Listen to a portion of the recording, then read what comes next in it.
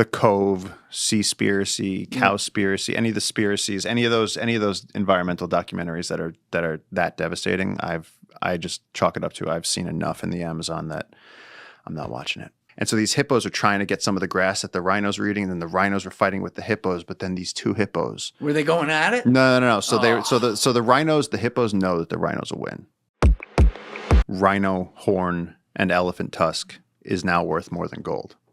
And a rhino horn's worthless as far as what it can be. It can't be used for anything. A rhino horn is wortherless scientifically speaking. Yes, that's what I mean. Yes, if you're using your imagination and you believe it's going to cure your whatever's ailing you. But it's amazing how that has persisted, though, that's still a problem. Like, you think that after 20 years of education, 20 years of anti-poaching, it just hasn't stopped. The only thing I can think of that I thought was very interesting was that we've seen a huge decrease in the amount of people that are demanding shark fin soup. And so I remember seeing 10 years ago that there's a lot coming out about shark finning, where they would catch the sharks, cut the fins off, and throw the entire animal back in the ocean. And there was just these heartbreaking photos of where it would be like this entire rooftop covered in shark fins, tens of thousands of shark fins, and that was tens of thousands of sharks. And I know that they had Yao Ming working as, right? That's the basketball player. Yao Ming. Yeah. They had him working on like an education campaign to explain to people, you don't need shark fin soup. Oh, that's cool. Gordon Ramsay did a beautiful piece where he went and he did the whole thing. He went and he ate shark fin soup, which he got criticized for, but he wanted to understand. He was like, is this really delicious? And he was like, no. He was like, I could do this with any other type of fish. Then he went around and interviewed people who were eating shark fin soup in the restaurant. And he was like, what's the deal?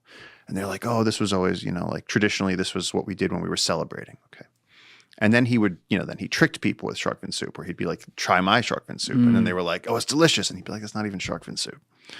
And so he did it from every single angle. And what he came to at the end was, there's absolutely no reason for this. It's just branding. It's just branding. Yeah, people just want to touch the coffee when it's just too hot that maybe it'll hurt their finger, but you know what I mean? Yeah, that entire thing was basically, which was beautiful to me, because it showed that people can get educated to the point where they just stop killing these things. Yeah, you're not kidding. No. There's the Yao Ming stuff on the screen there. Good guy. Ex-NBA star Yao Ming saves millions of sharks. Yeah, what was that documentary, Seaspiracy, where they showed a bunch of this in East Asia, where they kill these sharks? They just like cull them into gullies and just it's horrible. Yeah, no, I and can't watch. There's just puddles, not puddles. There's like wide ranges of blood just covering the top of the water. It's just red. The Cove, Seaspiracy, Cowspiracy, any of the spiracies, any of those environmental documentaries that are that devastating, I just chalk it up to I've seen enough in the Amazon that I'm not watching it. Right. I'll watch the trailer, I get the point, and then I gotta like give it a break at some point.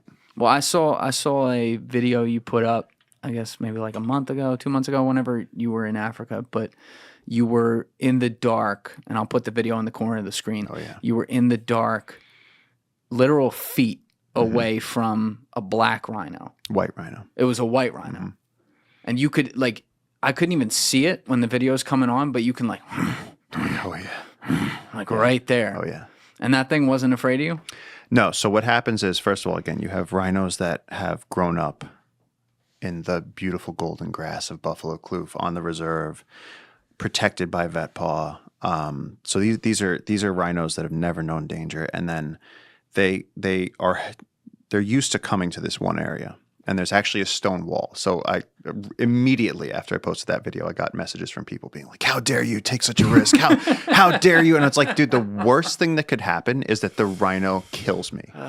I pose no danger to the rhino, and so of course 300 angry messages about my rhino video. You can't make everyone happy, bro. You just can't make them happy. Anyway, it was an amazing night. So we were all there. The reserve owners were there. Warren and Wendy. Ryan was, the vet paw guys were all there.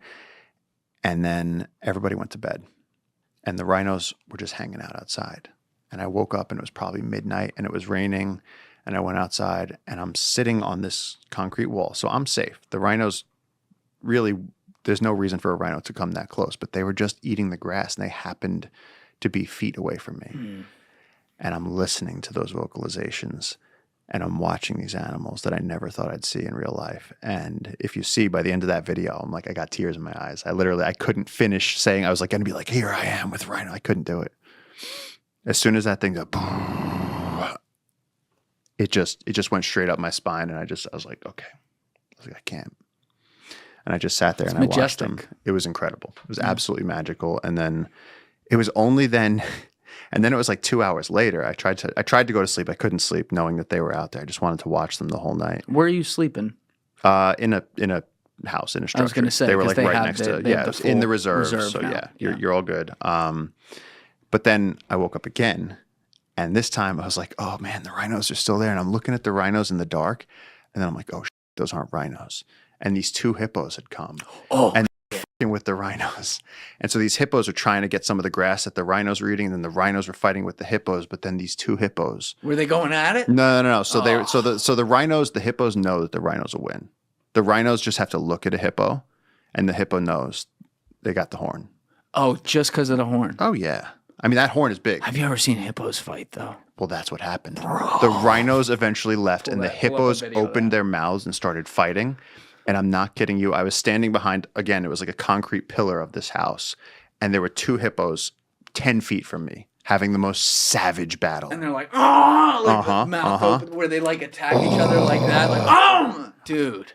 It was terrifying. The earth was shaking. We got to pull up a video of a hippo fighting a hippo, not a hippo versus a rhino. No, hippo versus rhino is disgusting because the rhino just gores the hippo. Yeah, I forgot how powerful that thing It'll just pop them. That's such a cheat code having that. Hippo. The second one. Angry hippos fight for mate. This is it, dude. This is fucking nuts. Cut to like a minute in. Cut to a minute in. The intimidation. Attenborough. Oh, I should have given you the mouse, bro. This is painful. Cut to like a minute. Yeah. Right there. Yep. That's what it looked like. Yeah, that was happening 10 feet away from me. And I was safe because I was standing behind concrete and they didn't care that I was there. Oh, my God. I was like, I could spit at them. I've always wondered why they take that angle. They don't like try to go in right away because like they'll eventually start trying to cut across, right? Like perpendicular to the mouth. But when they first start, they just like go 4 tooth on 4 tooth. It's kind of weird. It's just face to face. It's just, look at the blood. Ugh.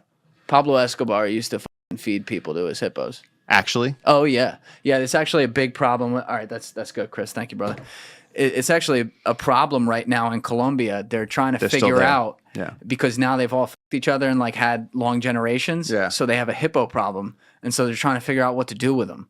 I don't know if we can pull up an article on that, but the Colombian government was talking about, like, people are like, well, don't euthanize them. And then they're like, well, can we repatriate them to Africa or some shit?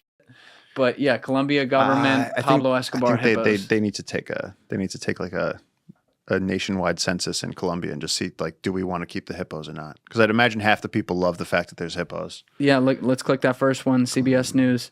Oh, sterilizing. So eventually there'll be no hippos. Right. Colombia on Tuesday began the sterilization of hippopotamuses, descendants of animals illegally brought to the country by late drug kingpin Pablo Escobar in the 1980s. 2 male hippos and 1 female underwent surgical sterilization, environmental authorities said. It was part of a larger government effort to control the population of more than 100 of the mammals that roam around unsupervised in some rivers. The plan includes sterilizing 40 hippos each year, transferring some of them to other countries, and possibly euthanasia. Yeah. So let's hope it's the first 2, but specifically, if they're that upset about it, do the second one. Like, you can afford to do it. You're a government, right? Yeah, I mean the sterilization is a really passive one. Keeps everybody happy because then they just won't make more hippos.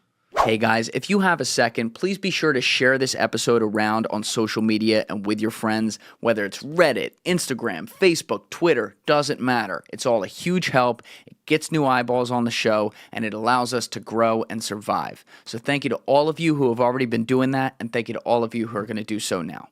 That's like a really easy way to do it. I guess, because how's the hippo population doing in Africa these days? Pretty good? I think, can you look up the conservation status of hippos? I would guess least concern. I don't think that hippos are, because really anywhere there's water, I think they're happy.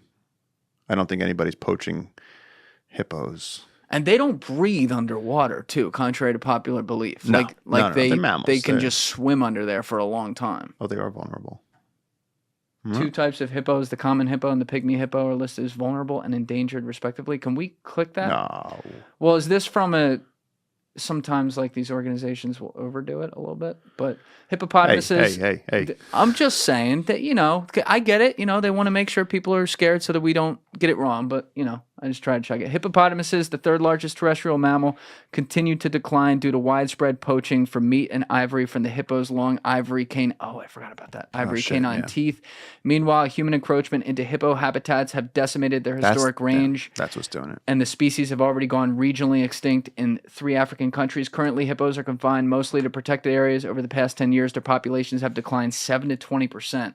The 2 types of hippos, the common hippo and the pygmy hippo, are listed as vulnerable and endangered. Okay.